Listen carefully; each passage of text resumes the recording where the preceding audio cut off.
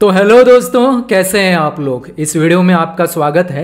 इस वीडियो में हम रिव्यू करने वाले हैं गवर्नमेंट पॉलिटेक्निक ठाणे, जो कि एक one of the most wanted college है। मोस्ट वांटेड मतलब मेरा कहना है कि महाराष्ट्र के पूरे सारे बच्चों का एक सपना रहता है, भाई इस कॉलेज में मुझे एडमिशन ले।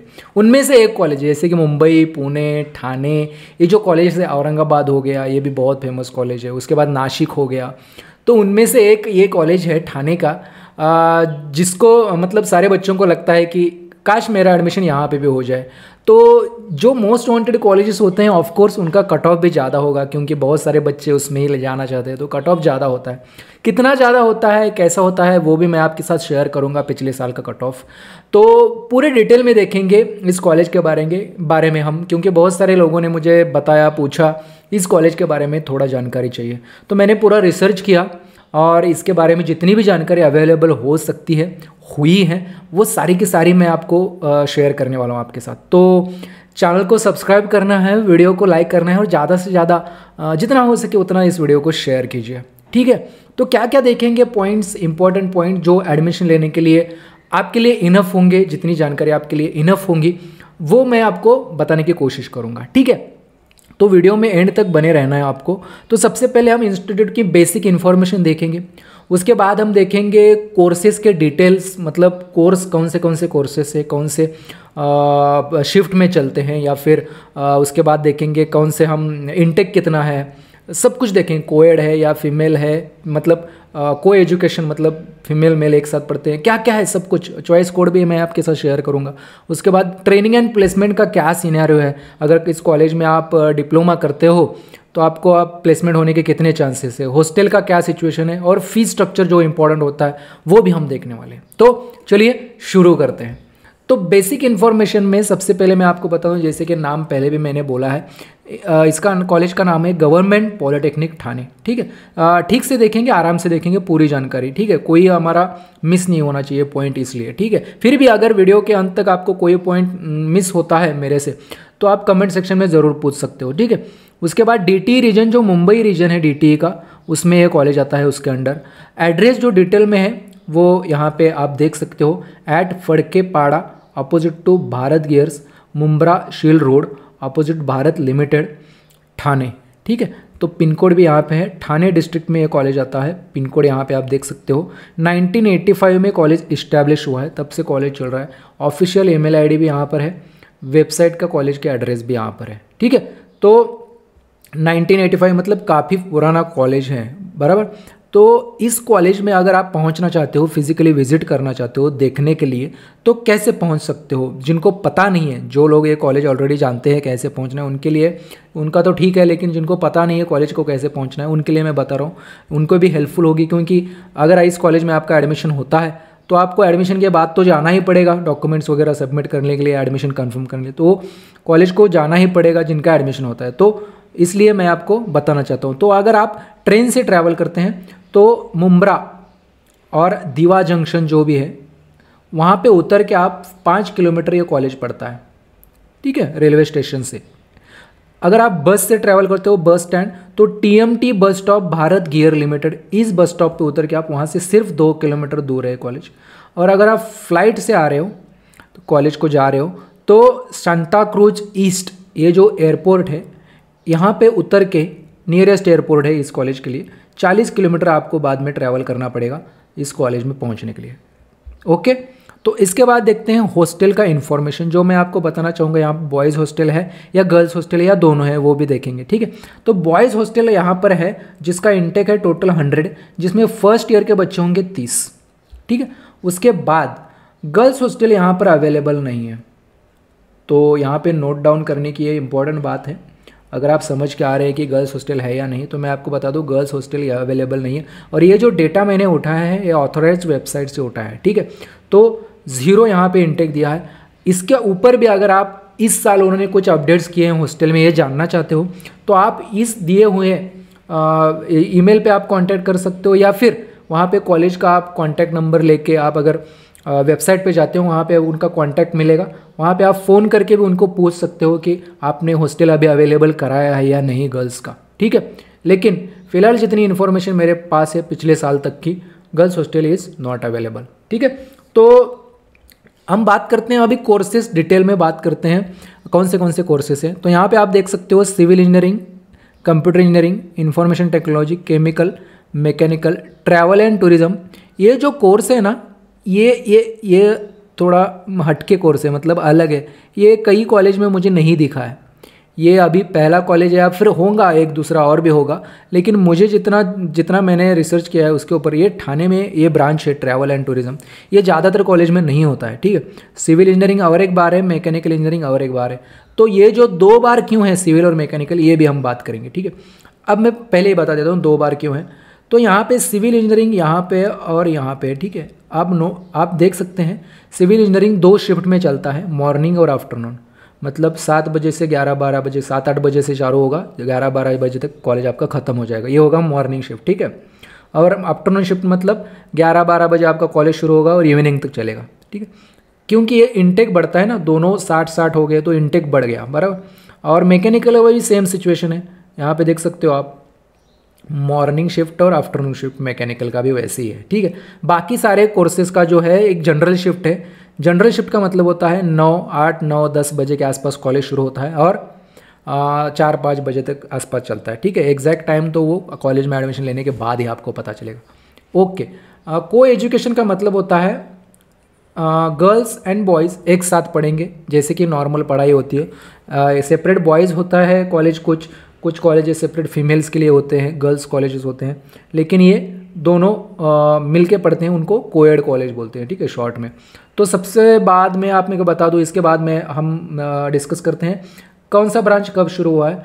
तो यहाँ पे मैं आपको बता दूँ, सिविल इंजीनियरिंग शुरू हुआ 2003 में, कंप्यूटर 2003 में, फिर 2003 में आईटी, केमिकल 2003 में मैकेनिकल, 2008 में ट्रैवल, 2011 में सिविल और 2011 में मैकेनिकल, ठीक है।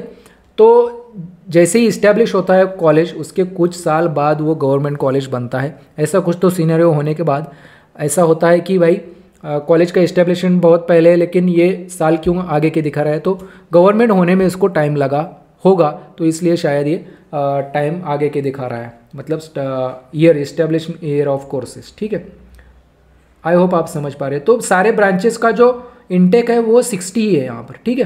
सारे ब्रांचेस का इंटेक 60 है। तो टोटल बच्चे हैं फर्स्ट ईयर के 480, सारे ब्रांचेस मिला के। ओके, तो अब बात करते हैं placement, training and placement college में है या नहीं।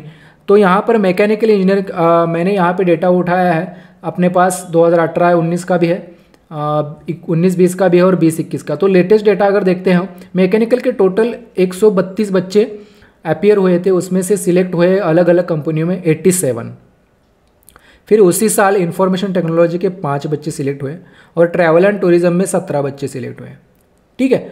ओके, मतलब ये ट्रैवल एंड टूरिज्म जो कोर्स है, जिनको ट्रैवल टूरिज्म में इंटरेस्ट है वो लोग कंसिडर कर सकते हैं, क्योंकि ज़्यादा कॉलेज में ये ब्रांच अवेलेबल नहीं है। तो मैं आपको बता दूं कौन सी कंपनियां यहाँ पर आती हैं इस कॉलेज में बच्चों को सिलेक्ट करने के लिए। तो गोदरेज आती है, L&T कंस्ट्रक्शन, L&T इलेक्ट्रिकल, उसके बाद वीना वर्ल्ड, उसके बाद टाटा कंसल्टिंग इंजीनियर लिमिटेड, उसके बाद बजाज, ऐसी बहुत सारी कंपनियां आती है। तो ये अच्छी बड़ी कंपनियां यहाँ पर आती है। तो यहाँ पर मैं आपको बताना चाहता हूँ कि अगर आप इस कॉलेज में अच्छे से परफॉर्म करते हो और स्किल्स डेवलप करते हो, खुद के कम्युनिकेशन डेवलप करते हो, तो आपको डिप्लोमा करने के बाद ही जॉब मिलने के चांसेस है कॉलेज के अंदर से ही, ठीक है। तो एक अच्छी बात, ये पॉजिटिव पॉइंट हो सकता है कॉलेज के लिए। ओके, तो बात करते हैं फीस स्ट्रक्चर के लिए, जो बहुत सारे लोग पूछते रहते हैं फीस स्ट्रक्चर के बारे में बताओ। तो जनरली तो हर एक गवर्नमेंट कॉलेज की फ़ीस 8-10 हज़ार के आसपास ही रहती है, लेकिन एग्जैक्ट नंबर यहाँ पे 2020-21 का एग्जैक्ट नंबर मेरे पास है। शायद ये जो डॉक्यूमेंट है आपको क्लियर नहीं दिख रहा होगा, क्योंकि जिस वेबसाइट पे, मतलब ऑथोराइज वेबसाइट जो है गवर्नमेंट पॉलिटेक्निक, वहीं पर ये ऐसे इसी तरीके से फ़ोटो निकाल के अपलोड किया हुआ है। लेकिन मैं आपको पढ़ के बता देता हूँ। शिक्षण मतलब ट्यूशन फ़ी होता है 6,000 और बाकी सारी ये जो फीस है इसको मिला के ओपन के लिए इतना फीस बनता है 10,664, ठीक है। लेकिन इस साल के ये कम भी हो सकता है, ज़्यादा भी हो सकता है, 1,000-2,000 इधर उधर या 400-500 इधर उधर हो सकता है, लेकिन एक एवरेज आइडिया आप समझ के चलिए 10,000 के आसपास आपका फीस होगा। ओके, और OBC, SC, ST, VJNT, DT, SBC, इन सब के लिए 4,664, मतलब ये ट्यूशन फ़ी इनको नील होता है। यहाँ पे ट्यूशन फ़ी है ही नहीं, 6,000 इनको माफ़ होता है कैटेगरी वालों के लिए। यहाँ पे लिखा है एक बात और, TFWS से जिन्होंने एडमिशन लिया है उनको भी 4,464 ही फीस भरनी पड़ेगी TFW वालों के लिए। ओके, 11वीं और 12वीं के बाद जिन्होंने एडमिशन लिया है 10th में, 11वीं या 12वीं के बाद उनको पूरा फीस भरना पड़ेगा, ऐसा यहाँ पर लिखा है। ठीक है, तो आप कॉलेज में कांटेक्ट करके जो भी है वो पूरा कंफर्म कर सकते हैं, मतलब 11वीं और 12वीं जिन्होंने भी किया है उनकी अगर बात करते हैं तो। ठीक है, तो मोस्ट इंपॉर्टेंट टॉपिक जो होता है अगला हमारा वो कैप राउंड का कट ऑफ, पिछले साल का कट ऑफ है, कैप राउंड 1 का कट ऑफ है। ठीक है, तो सारे ब्रांचेस का मैंने यहाँ पे इंक्लूड किया है कि बहुत बच्चे पूछते हैं सर इस ब्रांच का बताओ, उस ब्रांच का बताओ, तो मैंने सारे के सारे ब्रांचेस का यहाँ पर बता दिया।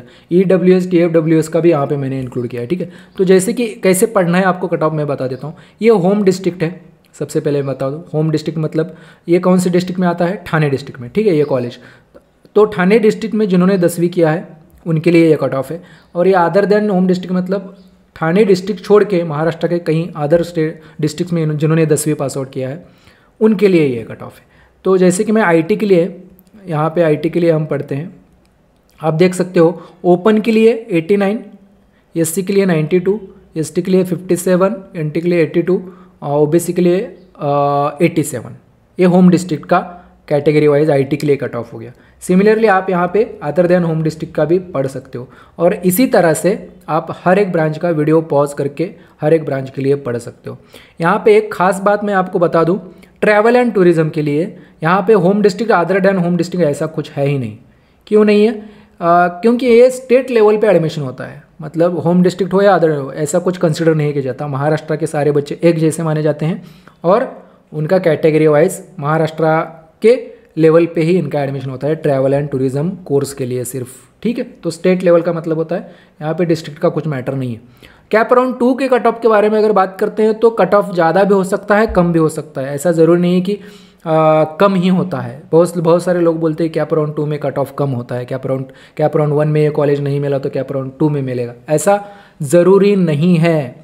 मैं आपको बता रहा हूँ, एक्सपीरियंस से बता रहा हूँ, ऐसा ज़रूरी नहीं है कि कैप राउंड 2 में कट ऑफ कम ही होगा, बढ़ भी सकता है। ठीक है, तो आप ऑप्शन फॉर्म भरते समय थोड़ा ध्यान से भरिए, थोड़ा रिसर्च करके भरिए। वो भी मैं गाइड करूँगा आपको ऑप्शन फॉर्म भी, जैसे ही डेट आएगी तो उसके ऊपर भी हम वीडियो बनाएंगे कैसे भरना होगा आपको ऑप्शन फॉर्म। ठीक है, तो चैनल को सब्सक्राइब करें और फॉलो करते रहें।